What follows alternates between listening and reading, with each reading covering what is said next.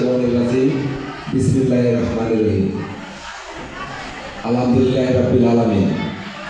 প্রথমে শুকরিয়া জ্ঞাপন করছি সেই মহান রব্বুল আলামিনের প্রতি, যিনি আমাদের সৃষ্টি করেছেন, আজকের এই টাঙ্গাইলের কর্মী সম্মেলনে আসার তৌফিক দান করেছেন। সালাম অনুরোধ পেশ করছি আখির নবী বিশ্বনবী হুজুরে পাক সাল্লাল্লাহু আলাইহি ওয়াসাল্লামের প্রতি।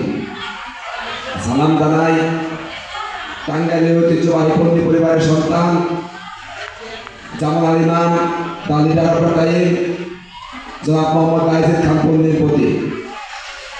সেই সাথে আমি সালাম জানাচ্ছি হিজবুত তৌহিদের মানা ইমাম, যার দুর্বার নেতৃত্বে এগিয়ে চলছে হিজবুত তৌহিদ, যিনি লক্ষ জনতার পানির স্পন্দন, যার বক্তব্য, যার বজ্রকণ্ঠ গ্রাম বাংলা ছেড়ে আজকে বিশ্ব দরবারে উপস্থিত হয়েছে, সেই মানা ইমামের প্রতি। সেই সাথে আমি সালাম জানাচ্ছি আজকের অনুষ্ঠানের বিশেষ অতিথিবৃন্দ এবং উপস্থিত আগত অতিথিবৃন্দ, সবাইকে আমার সালাম। সালামু আলাইকুম ওয়া রাহমাতুল্লাহি ওয়া বারাকাতুহু।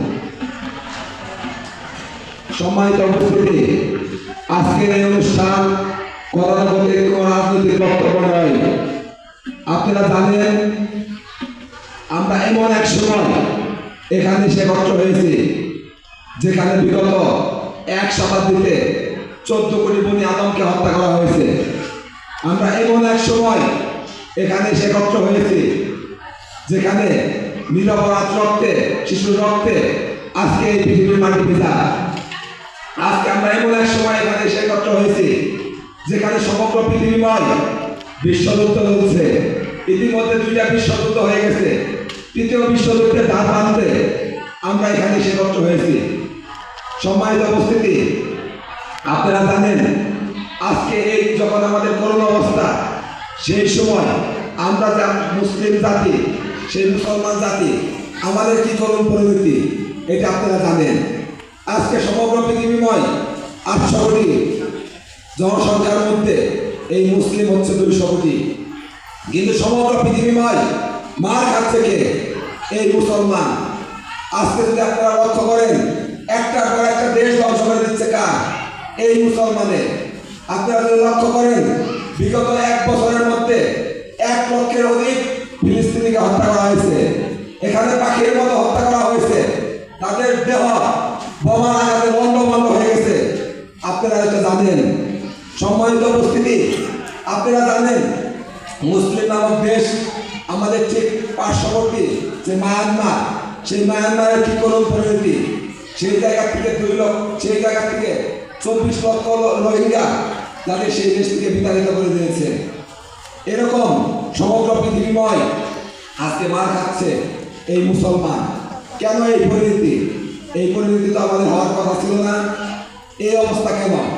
আজকে কি চিন্তা করতে হবে? আমরা যদি গতানুগতিক এই প্রোগ্রামকে মনে করি, এই অনুষ্ঠানকে মনে করি, তাহলে ভুল করব। আজকে যদি আমরা লক্ষ্য করি সমগ্র পৃথিবীময় যে অন্যায়, অত্যাচার, অবিচার চলছে, এর থেকে মুক্তির রাস্তা কি? সেই মুক্তির রাস্তার পথ নিয়ে আজকে এই অনুষ্ঠানের আয়োজন করা, এটা করার বলে কোনো বক্তব্য থাকবে না। আজকে সমগ্র পৃথিবীময় যে অন্যায় চলছে, যে অবিচার চলছে, যে নির্যাতন চলছে, এই দুনিয়াতে আজকে নরককুণ্ডে পরিণত হয়েছে। সেই নরককুণ্ড থেকে কিভাবে এই দুনিয়াকে রক্ষা করা যায়, সেই মুক্তির রাস্তা নিয়ে আজকের এই অনুষ্ঠান। আপনারা জানেন আজকে সৃষ্টির শুরু থেকে এ পর্যন্ত সমগ্র এই সময়কার যতবার আল্লাহর দ্বীন প্রতিষ্ঠা হয়েছে, তখনই ন্যায়, শান্তি, সুবিচার প্রতিষ্ঠা হয়েছে। আমরা সৃষ্টির শুরু থেকে এ পর্যন্ত কখনো মানুষের তৈরি করা আইন দিয়ে 1 মুহূর্তের জন্য ন্যায়, শান্তি, সুবিচার পাই নাই। এটা আপনারা জানেন। ঠিক একই রকমভাবে আমরা যদি ন্যায়, শান্তি, সুবিচার পাইতে চাই, তাহলে এই সমস্ত তন্ত্রমন্ত্র বাদ দিয়ে আল্লাহ দিয়া বিধান দিয়ে এই রাষ্ট্র পরিচালনা করতে হবে। তাছাড়া আমরা এই ন্যায়, শান্তি, সুবিচার পাবো না। এটা শুধু আমাদের মৌখিক দাবি নয়। আপনারা যদি একটু লক্ষ্য করেন তাহলে দেখতে পাবেন যুগে যুগে যখন নবী রাসূলের আগমন করেছে, যখনই তারা এই আল্লাহ দিয়া জীবন ব্যবস্থা প্রতিষ্ঠা করেছে, তখনই ঠিক ন্যায়, শান্তি, সুবিচার প্রতিষ্ঠা হয়েছে। আমরা যদি লক্ষ্য করি আমাদের শেষ নবী আখির নবী বিশ্বনবী হুজুরে পাক সাল্লাল্লাহু আলাইহি ওয়াসাল্লামের যখন আগমন করেছিলেন তখন আরবের কি অবস্থা ছিল? ওই সময় ছিল আয়ামে জাহিলিয়া, অর্থাৎ অন্ধকারের যুগ। সেখানে জীবন্ত মেয়ে মানুষ কবর দেওয়া হতো। সেই আরব জাতি দাঙ্গা হাঙ্গামায় লিপ্ত ছিল। সেই আরব জাতি তারা বংশ পরম্পরায় যুদ্ধ পরম্পরায় লিপ্ত ছিল।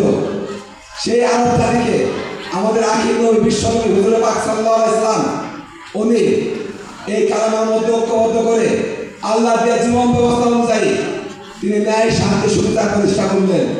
কিরকম ন্যায় শান্তি সুবিচার প্রতিষ্ঠা করেছিলেন আপনারা জানেন।